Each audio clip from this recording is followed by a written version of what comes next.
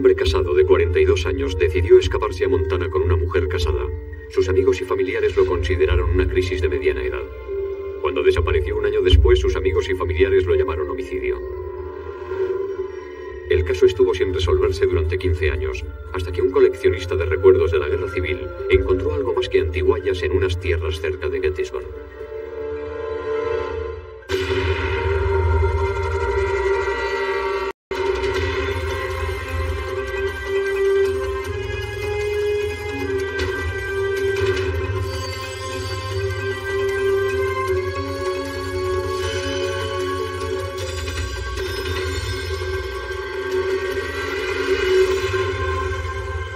Crímenes imperfectos.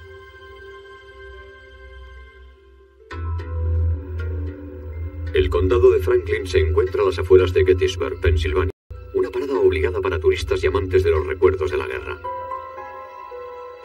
Pero para los habitantes locales, las vidas de Melvin y Joan Snyder eran mucho más interesantes que las historias de las batallas de la Guerra Civil.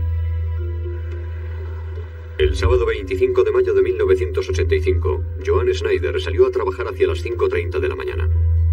Preparaba tartas para un restaurante de la localidad. Cuando regresó a casa a mediodía, su marido de 43 años, Melvin, ya no estaba. Y su camioneta tampoco. Le estuvo buscando un rato y vio algunas cosas que le parecieron un poco raras. Por ejemplo, había dejado las herramientas fuera y Melvin Snyder era muy cuidadoso con sus cosas. Era un hombre meticuloso y nunca habría dejado sus herramientas sin guardar. Joan llamó a sus familiares para que le ayudaran a buscar a Melvin. Mientras buscaban por la finca, uno de los familiares encontró un casquillo del calibre 25 en el suelo del granero, pero no había ningún rastro de sangre por ninguna parte. Una bala como esa no suele atravesar el cuerpo humano. Y si no atraviesa el cuerpo, no suele haber demasiada sangre en el escenario. No es como en la televisión, que se ve sangre por todas partes. No había ningún testigo, salvo los animales de la granja, que no iban a decir nada. Joan esperó 2 días antes de denunciar la desaparición. La policía encontró la camioneta de Melvin a 100 kilómetros de allí, en Reisterstown, Maryland. Estaba en el aparcamiento de una tienda de comestibles. El talonario de Melvin y su rifle del calibre 22 seguían en la camioneta. Luego el móvil no había sido el robo. La camioneta estaba con las ventanillas medio abiertas y las llaves en el contacto. Y creo que también había algunos objetos personales de Melvin en la camioneta, en la zona de carga de la camioneta. Y la radio de la camioneta estaba sintonizada en una emisora de rock. Melvin Snyder nunca escuchaba música rock. Melvin Snyder era una persona bien conocida en esta pequeña localidad. Solo un año antes, Melvin había tenido una aventura con una mujer casada, Teresa Harshman, a la que conocía de las reuniones de baile. Melvin y Teresa dejaron sus trabajos y sus familias y se fueron a Montana.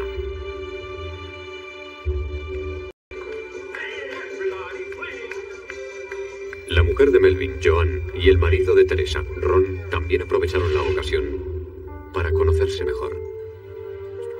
El señor Harshman y la señora Snyder empezaron una relación que se volvió bastante íntima.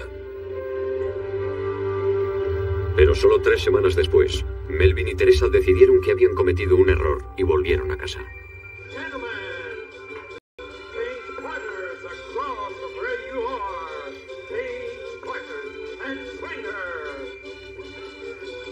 Sin embargo, tras una nueva desaparición, ni Teresa Harshman ni su marido Ron sabían dónde podía estar Melvin. Y el banco informó que no se había utilizado ninguna de las tarjetas de crédito de Melvin. Tenía un hijo de unos 20 años y él no era de la clase de hombres que deciden desaparecer y abandonar sus obligaciones familiares. Por eso los investigadores empezaron a sospechar que podría haber algo delictivo.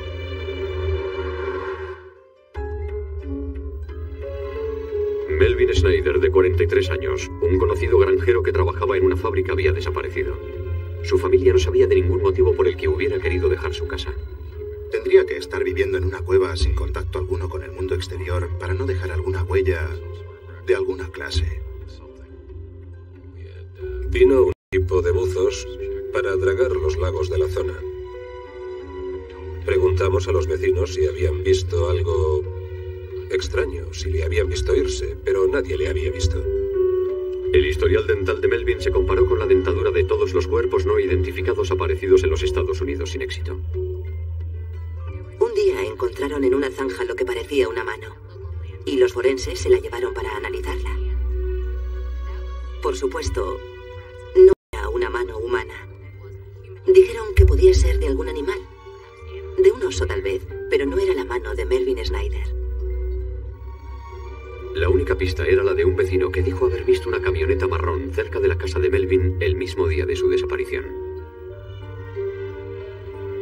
Era parecida en cierta ocasión. Si era la camioneta de Harshman, no lo sé, no lo sabemos. La policía descubrió que Harshman había comprado una pistola del calibre 25 solo unas semanas antes de la desaparición de Melvin. Casualmente se había encontrado un casquillo del calibre 25 en el granero de Melvin el día que desapareció. La policía registró el domicilio de Harshman y encontró munición del calibre 25. Pero no había ningún arma. Le pregunté dónde estaba la pistola y dijo que debía preguntárselo a Teresa, porque ella era la que tenía la pistola. Dijo que le había gustado y que se la había quedado, y cuando le pregunté, ella dijo, no, eso es mentira. A mí no me gustan las armas y no sé nada de ninguna pistola. Durante la investigación, la policía también averiguó que Ron Harshman y Melvin Snyder habían tenido un fuerte enfrentamiento por la relación que Melvin tenía con la mujer de Ron. Se enteró de que el señor Snyder iba a ir a su casa para recoger a su mujer y estrelló su coche contra el suyo.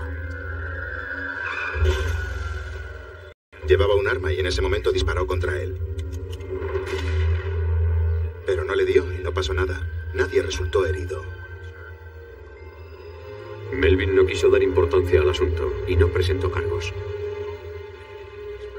Melvin se sentía muy avergonzado por todo lo ocurrido y supongo que debió pensar que... Bueno,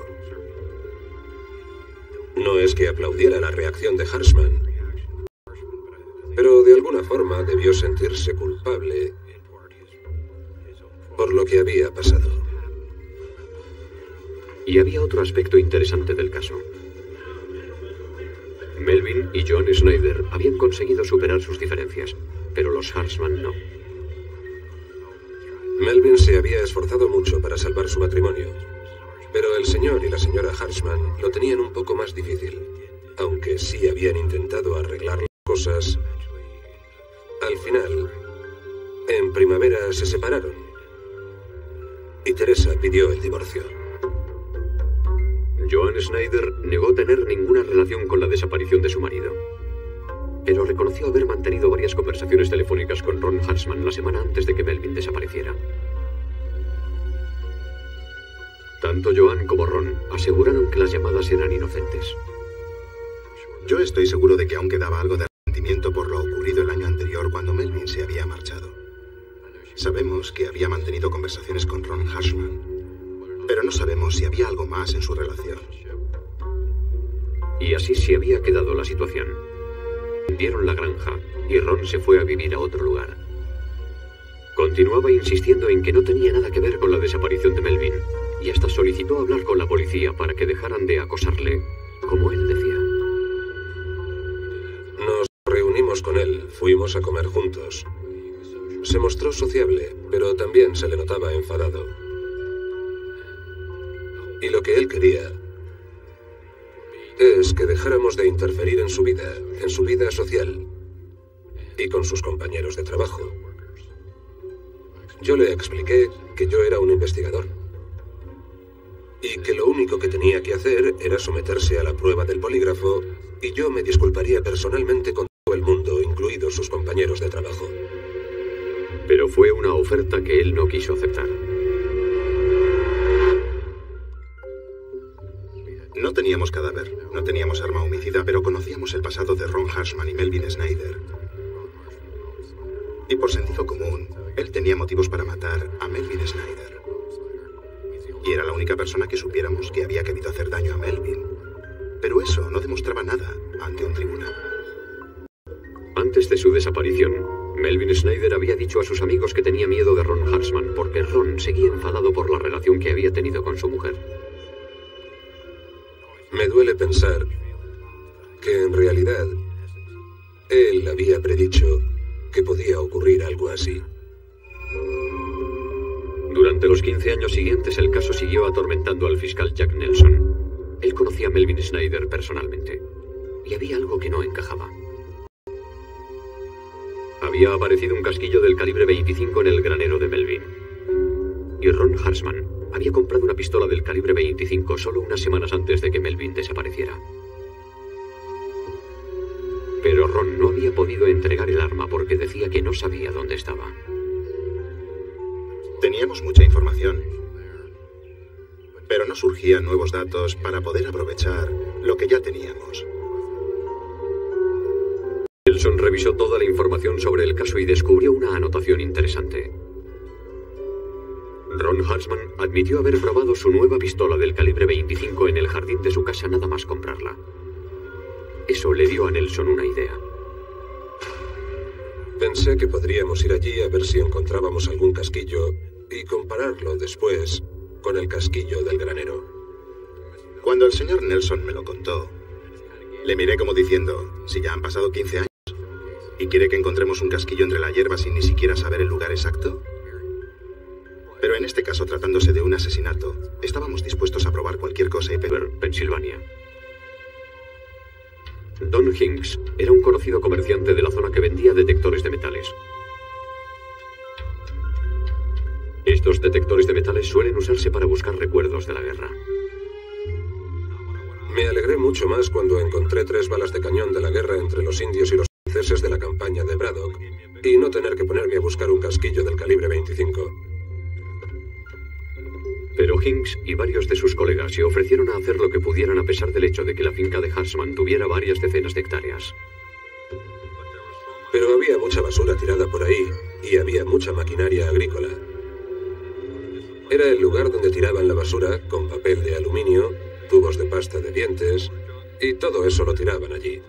Así que el reto era buscar entre 130 años de basura acumulada y encontrar el pequeño casquillo del calibre 25 que estábamos buscando.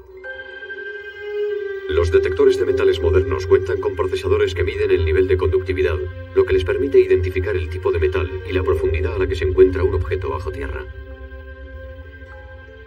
En realidad son ordenadores que te dicen lo que hay ahí abajo y la profundidad a la que está. Hoy lo hacen todo menos ponerse a cavar.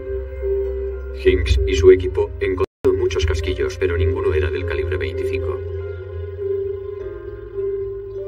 Entonces, Hinks encontró algo cerca de un tendedero de ropa. Al cabo de unos 20 minutos, vi una lectura en el detector que coincidía con las características de un casquillo de bala y empecé a cavar. Corté un pequeño trozo de hierba, le di la vuelta y entre la tierra había un casquillo del calibre 25. Y al ver lo oxidado que estaba, comprendí enseguida que no era un cartucho reciente. Lo primero que pensé fue que era demasiado bueno para ser cierto. No podía ser el mismo casquillo que había disparado. Los investigadores esperaban que al cabo de 15 años bajo tierra todavía pudiera analizarse el casquillo.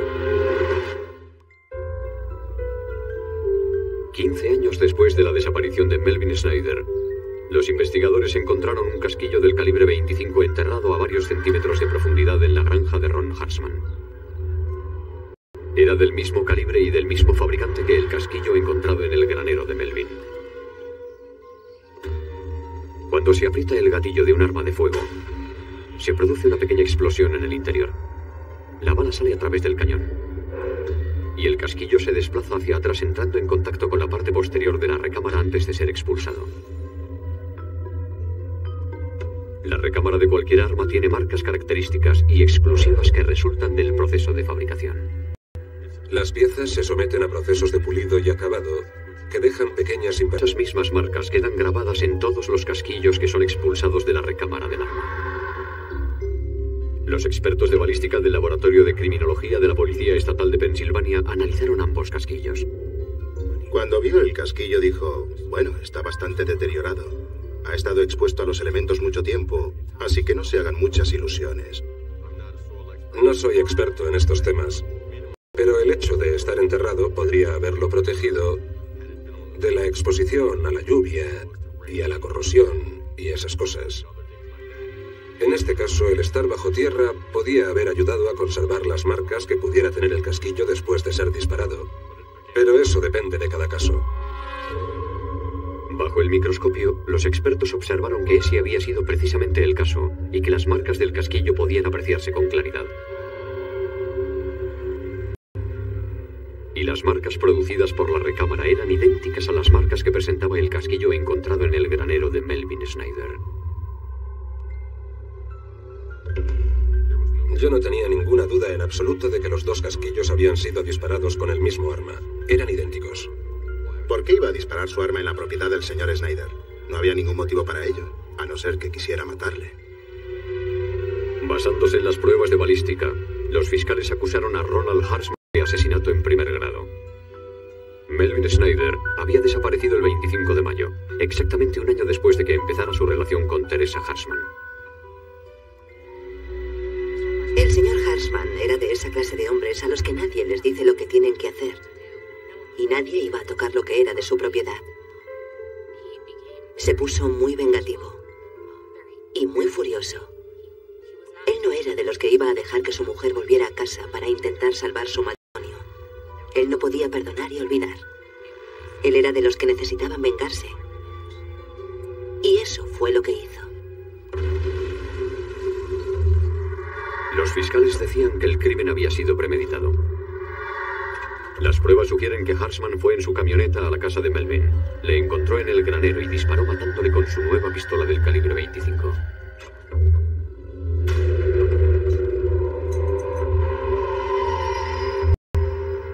La bala del calibre 25 debió quedarse alojada en el cuerpo de Melvin. Según los fiscales, Harshman regresó a su casa y después volvió con su motocicleta. Después de deshacerse del cuerpo de Melvin, subió la moto a la camioneta de Melvin, dejando las marcas que se veían en la zona de carga del vehículo.